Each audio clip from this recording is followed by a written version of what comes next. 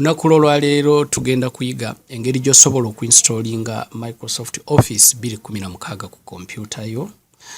Oyinza okuba nga olina package oba nga ofunye package eya setup naye ng'oyagala kumuinstallinga naye nga tomanyi mitendera. IT mwangu nti ebiseera ebintu ebisinga biba bya kunyiga next kasita omanya ekiddako. So tugenda kuyigira wamu olwaleero tulabe bw'awo tumuinstallinga.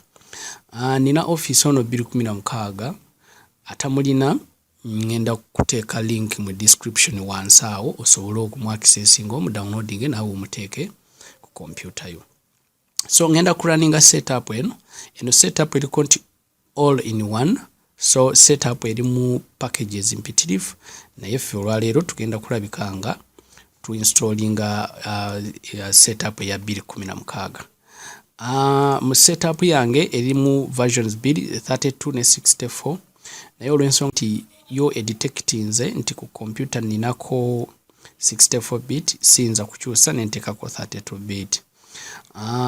Waliwo packages endala mpitirivu zosobola okujjako oba okuteekako okwanicheckinga. So bw'oba ogenda kumuinstallinga kikulu nnyo n'omanya biki by'oyagala. Tugeze nze seetaga OneDrive, seetaga WhatsApp for business, online drive for business, Skype for business, OneNote sibyetaaga naye ebirala nyinza okubyetaaga. So mala okuselectinga byenjagala ate nga 64 bit genda maaso ngambe install. Ngenda ku minimizinga tufocusinge ku installation process. Olina okukimanya nti nno bw'oba ogenda kuinstallinga ekika ky'operating system ky'olina ku computer, like the version ya operating system gy'olina ku computer nayo nkulu. Oyinza okuba tomanyi kebeera version gy'olina ku computer yo naye kyangu nnyo. Bw'ojja wano no right clicking ku icon ya this PC no choosing properties. Office waffe agenda maaso n'okuinstallinga nga bw'engezaako okulaga ongeri etya bw'omanya version operating system gy'olina. Jjukira njogedde ku 64 bit ne 32 bit. Bw'o right clicking ku this PC icon ku desktop kyereeta kye kino wano ku system type w'olabira nti 64 eraga nti 64 operating system ye Windows ali installed ku computer eno wa 64 era bw'abeera wa 32 nga yali ku computer ye wano ojja kulaba nti 32 operating system. Kino ekirala ekika ki architecture processor eno processor ya 64 bit. So nga ziriwo zonna nkakasa kati tumanya oyinza okuba olina 32 bit era oba osobola okuinstallinga ku 32 bit. So katugende maaso ne process yaffe.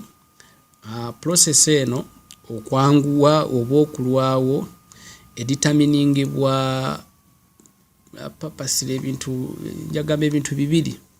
Ekisooka ye amount of memory g'olina mu machine yo ne type of disk. Ebiseera ebisinga abantu abalaninga abali ku SSD ekika kya storage device y'omu machines empya. So solid state drive zidduka naddala mu kukaringa bw'obanga olina tasks z'okaringa ku computer.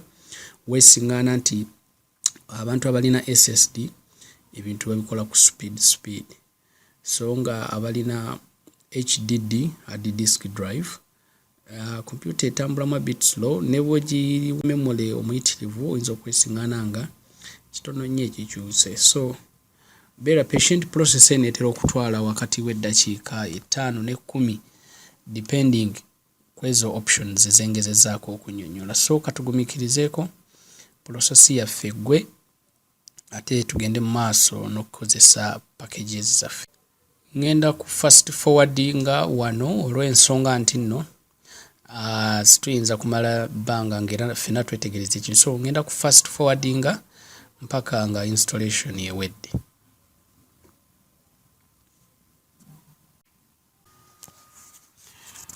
Butereevu installation bweggwa era ereeta notification nti installation emaliriziddwa. So tugenda maaso n'okuclosinga kakati ebiseera ebisinga oyinza okwetaaga office wo okubeera nga program zosinga okukozesa ennyo ozirina wano wansi ku kituyita taskbar.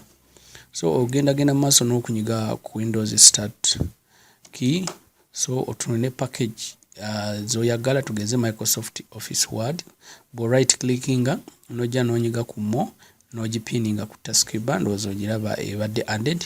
So oyinza okugaa nti ne PowerPoint ngikozesa naye n'ogipinninga ku taskbar, access right click n'ogipinninga ku taskbar, then Excel nayo nojja n'ogipinninga ku taskbar. So bwe tutyo bwe tusobodde okuinstallinga Microsoft Office 2016 ku computer. Tusisinkana ate omulundi oguddako.